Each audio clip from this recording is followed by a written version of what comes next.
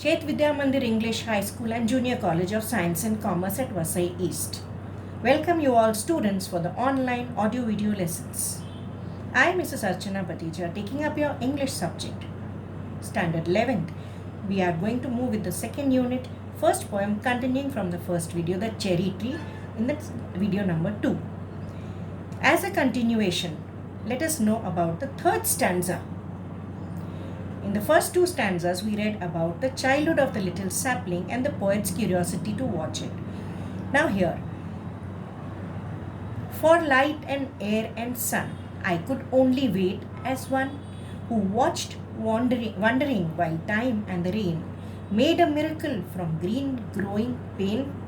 I went away next year, spent a season in Kashmir, come back thinner rather poor, but richer by a cherry tree at my door.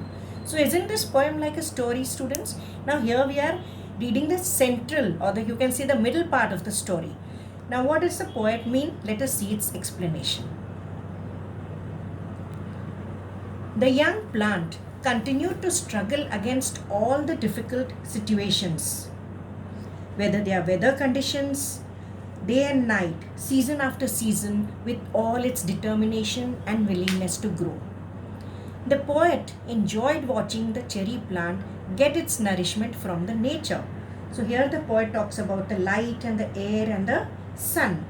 What could he himself do? He could just wait and watch. He loved watching the cherry plant, how it was getting its nourishment, the way it was growing every time a new shoot. Now how does a poet, he himself is, for some time he goes away to Kashmir. Thus, in the middle of the poem, as the story proceeds, the poet goes to Kashmir and after say a month or so, he returns back. What did he see? At his door, he saw a cherry tree. He himself, though, was a thinner, as quoted in the lines. He was very tired out of his journey. He was thinner than before. But when he saw the strong cherry tree, he felt very happy and elated. Looking at that, the huge tree that had grown. Yes, indeed, it was a 6 feet tall tree. So students, here the ideas are presented in a climax form, in the ascending order form. So this is one important thing. And what is the next important thing in the poem? The miracle, the miraculous element of nature.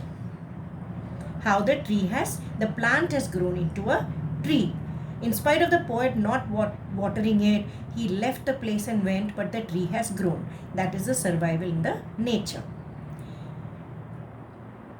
Now, as we quote the next stanza, 6 feet high, my own dark cherry, and I could scarcely believe it a berry, ripened and jeweled in the sun, hung from a branch, just one.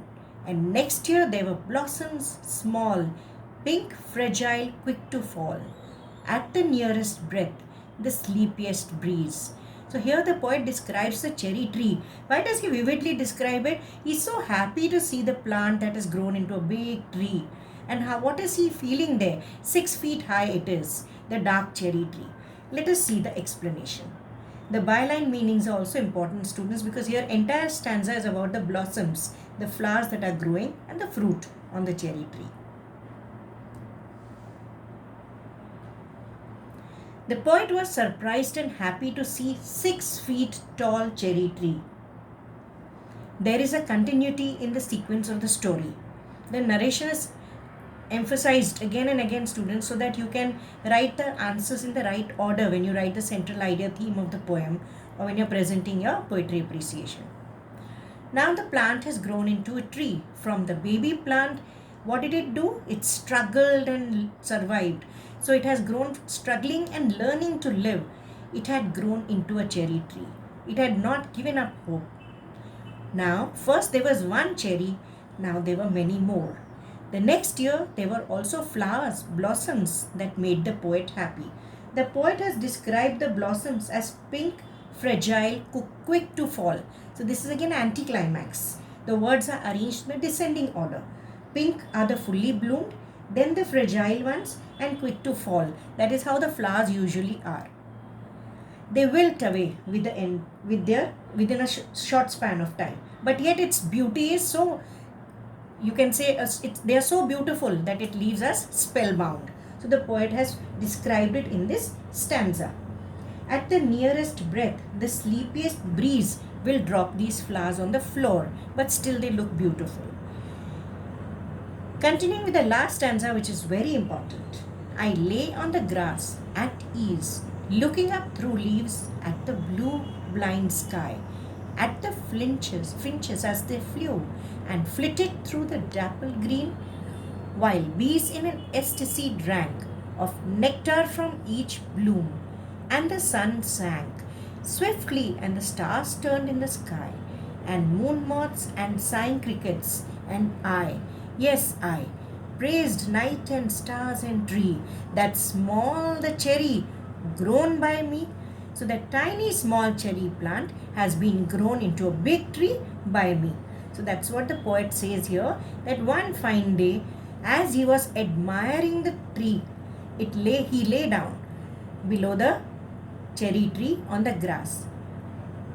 Students, please go through the byline meanings to understand. Dappled here is having dark and light patches. The green color here stands for prosperity. Ecstasy is happiness, extreme happiness. Nectar, as you know, is a sweet liquid produced by flowers that the different birds enjoy.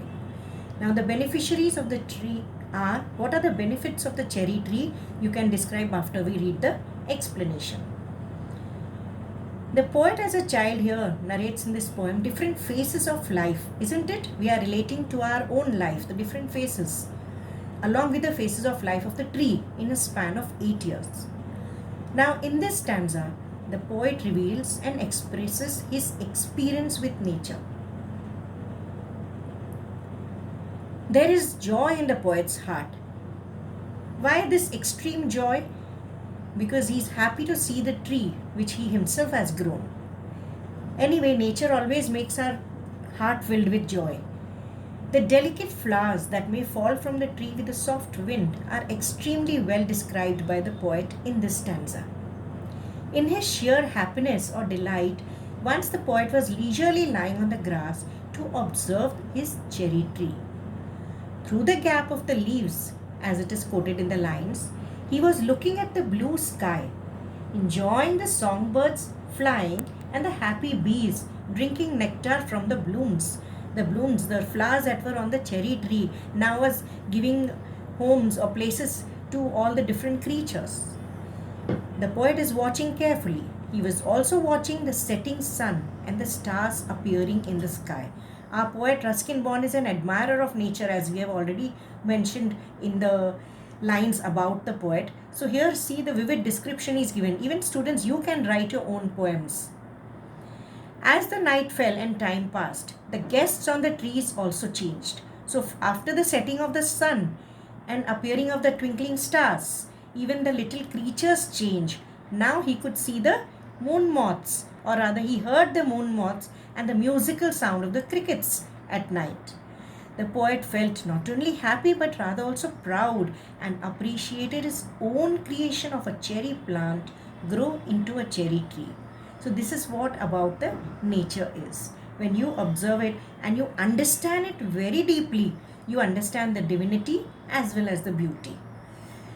So students, I think it's very important for us to understand the moral of the poem. Though in exam you write only the central idea of theme, but the moral helps you to understand the depth of the poem. So what do you get the values, which life skills you learn from the poem? The poet Ruskin Bond described how he felt happy to see the journey of the cherry tree that stood strongly, and not only it grew, but it grew against the difficulties or adversities to become a winner. This is the situation that also happens in human lives. The learning process continues at every stage of life, whether it is childhood, boyhood, adolescence, or you can say an adult, a matured or grown-up man. Every stage you face some or other difficulties, but you learn to overcome your problems, learning something new from it. It makes a person capable of handling the adversities tactfully. So students, you can always find this, your elders giving you very, very good advice when you are having any problems to overcome. The poet feels proud like a parent as he sees the cherry tree. Like a parent feels satisfied and proud seeing the success of the child, thus we feel related easily to the poem, day-to-day life, and also due to the simple language of the poem. So students, here I complete with the poem. There are some assignments for you to do which you must solve in your notebook. Yes, of course, all the textual questions, and please write the poetry appreciation. Thank you.